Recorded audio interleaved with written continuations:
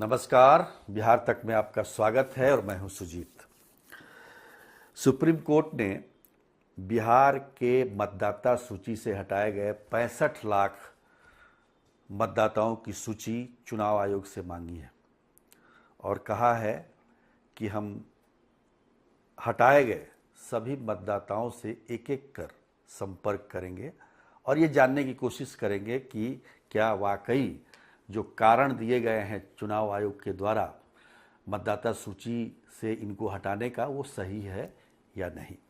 एक एनजीओ की याचिका पर सुनवाई करते हुए चुनाव आयोग ने 9 अगस्त तक ये सूची उपलब्ध कराने की बात कही है। हालांकि चुनाव आयोग ने जब 1 अगस्त को मतदाता सूची का जो प्रारूप था वो प्रकाशित किया था, उससे पहले ही सभी राजनीतिक दलों को जो 65 लाख लोग मतदाता सूची से हटाए गए हैं, मतदाता जो हटाए गए हैं, उनकी प्रतिलिपि उपलब्ध करा दी थी। लेकिन चुनाव आयोग को फिर से सुप्रीम कोर्ट ने ये निर्देश दिया है कि आप कोर्ट को भी उपलब्ध कराएं और इस एनजीओ को भी ये सूची उपलब्ध कराएं। ये तो एक बात हो गई कि 65 लाख जो मतदाता हटाए गए हैं बिहार में, उसको लेकर लगातार विपक्षी दलों के द्वारा हमले किए जा रहे हैं, प्रहार किया जा रहा है और संसद से लेकर तमाम जगहों पर इसका विरोध हो रहा है। वोट की चोरी बताई जा रही है। पप्पू यादव कहते हैं कि ये एसआईआर जो है वो देश के लिए खतरा है, तो कोई मनोज झा कहते हैं कि जो ये इंटेंसिव डिलीशन है, मतलब विशेष रूप से डिलीट करने के लिए मतदाताओं का नाम। तो बहुत सारी बातें चल रही है, लेकिन इस बीच चुनाव आयोग ने आज एक जो खबर दी है कि उन्होंने कहा है कि हमने जो है मतदाता सूची का प्रारूप हमने 1 अगस्त को 3 बजे प्रकाशित कर दिया, लेकिन अभी तक मतलब आज 6 अगस्त के सुबह 9 बजे तक किसी भी राजनीतिक दल ने कोई आपत्ति दर्ज नहीं कराई है। चुनाव आयोग की तरफ से जो प्रेस रिलीज आया उसमें लिखा है कि चुनाव आयोग बार बार कह रहा है कि बिहार की अंतिम मतदाता सूची में कोई भी योग्य मतदाता छूटने न पाए और कोई भी अयोग्य मतदाता जोड़ने न पाए। 1 अगस्त को जारी की गई बिहार की प्रारूप मतदाता सूची में कोई भी त्रुटि दूर करने के लिए अपने दावे और आपत्ति दर्ज करें। अभी तक किसी भी राजनीतिक दल ने एक भी दावा या आपत्ति दर्ज नहीं की है। अब इसके लिए एक सूची भी उन्होंने जारी की है कि जो बीएलओ हैं, जो राजनीतिक दलों के, वो कितने बीएलओ यहाँ काम कर रहे हैं, इसके बावजूद कोई क्यों नहीं आपत्ति दर्ज करा रहा है। सभी पार्टियों का नाम दिया गया है, लेकिन बड़ी पार्टियों के नाम में हम कहें तो भारतीय जनता पार्टी के 53,338, कम्युनिस्ट पार्टी ऑफ इंडिया के 899, कांग्रेस के 17,549, उसी तरीके से communist party of India ML 1,496, Janata Dal 36,550, Janata Dal you, लोक जनशक्ति पार्टी 1,210, राष्ट्रीय जनता दल 47,506, लोक जनशक्ति पार्टी 1,913 और लोक समता पार्टी 270। कुल मिलाकर आप ये कह सकते हैं कि 1,60,813 बीएलओ जो राजनीतिक दलों के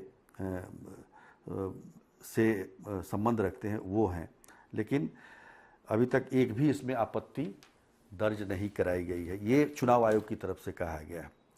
दूसरी तरफ से कई तरह की खबरें भी आ रही है कि कई मृतक जो मृत हो चुके हैं जो व्यक्ति, उनका भी नाम मतदाता सूची में है और इसको लेकर जो लापरवाही हुई है बीएलओ की तरफ से, उनको निलंबित भी किया गया है। लेकिन ये समझ में नहीं आ रहा है कि आखिर ये गड़बड़ी हो कहाँ से रही है। अगर मान लीजिए जो भी 65 लाख मतदाताओं को जो बाहर किया गया है मतदाता सूची से, वो अगर 1 तारीख को ये मतदाता सूची का प्रारूप प्रकाशित कर दिया गया है, तो अभी तक आपत्ति आ जानी चाहिए थे कहीं ना कहीं। ये बातें जरूर आई हैं कि कुछ मृतक जो लोग हैं उनका नाम मतदाता सूची में जरूर दर्ज है और उनके खिलाफ मतलब उसको भी हटाने की प्रक्रिया चल रही है। और ये प्रारूप भी इसलिए दिया गया था ताकि किसी प्रकार की त्रुटि न रह जाए। लेकिन सुप्रीम कोर्ट में चूंकि मामला चल रहा है और आज भी सुनवाई हुई है, 9 तारीख को सूची उपलब्ध कराना है, लेकिन बहुत सारी याचिकाएं और भी सुप्रीम कोर्ट में दायर की गई है राजनीतिक दलों के द्वारा। 24 जुलाई को भी सुनवाई हुई और 29 जुलाई को भी सुनवाई हुई इस पर। इसको लेकर जो सुप्रीम कोर्ट ने तय किया है कि 12 और 13 अगस्त को इस पूरे मामले पर विस्तृत सुनवाई होगी। लेकिन ये भी बात समझने की है कि विपक्षी दलों के द्वारा ये कहा जा रहा था कि जो 11 जो दस्तावेज चुनाव आयोग की तरफ से कहा गया था कि ये दस्तावेज होना चाहिए मतदाता सूची में नाम दर्ज कराने के लिए, लेकिन ज़्यादातर जगहों पर केवल आधार कार्ड से ही काम चलाया गया।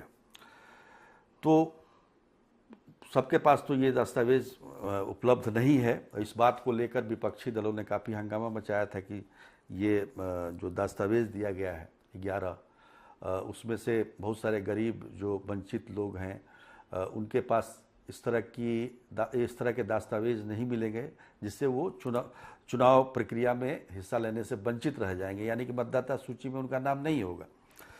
लेकिन अब जो है यही बात कहा जा रहा है कोर्ट में कि 75% ऐसे मतदाताओं का नाम दर्ज किया गया है जिन्होंने सूची उपलब्ध नहीं कराई है और ये मतलब 11 दस्तावेज में से किसी दस्तावेज को उपलब्ध नहीं कराया है और उनका नाम मतदाता सूची में आ गया। तो ये 2 तरह की बातें हो गई। अब देखिए इस पर क्या सुनवाई होती है। 12 और 13 तारीख को चुनाव आयोग ने भी इसका प्रारूप प्रकाशित कर दिया है। 1 अगस्त से लेकर ये 1 सितंबर तक इसके त्रुटियों को ठीक किया जाएगा। उसके बाद फाइनल इसका मतदाता सूची जारी की जाएगी।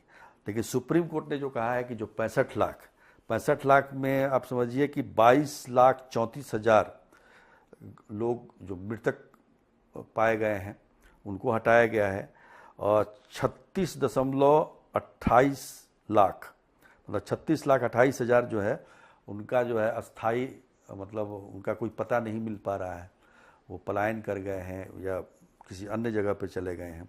और 7,01,000 ऐसे व्यक्ति हैं जिनका 2 जगहों पर नाम था, वो नाम हटाया गया है। तो कुल मिलाकर स्थिति यही है। लेकिन सबसे दिलचस्प बात यह है कि 65 लाख की सूची जो हटाई गई है, 65 लाख जो लोग हटाए गए हैं, उसमें किसी भी राजनीतिक दल ने अभी तक कोई उस पर आपत्ति दर्ज नहीं कराई है किसी भी नाम को लेकर। दूसरी बात, जो सबसे महत्वपूर्ण बात है कि सुप्रीम कोर्ट ने वो सूची मांगी है और ये कहा है कि हम इन मतदाताओं से संपर्क करेंगे ताकि ये पता चले कि वाकई जो कारण दिए गए हैं मतदाता सूची में नाम हटाने के वो सही हैं या नहीं।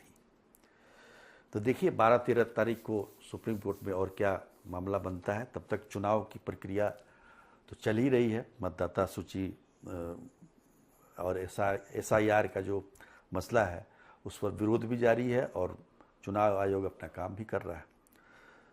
और यही नहीं कर रहा, अब तो बंगाल में भी शुरू होने जा रहा है। तो आज के लिए इतना ही। तब तक के लिए नमस्कार।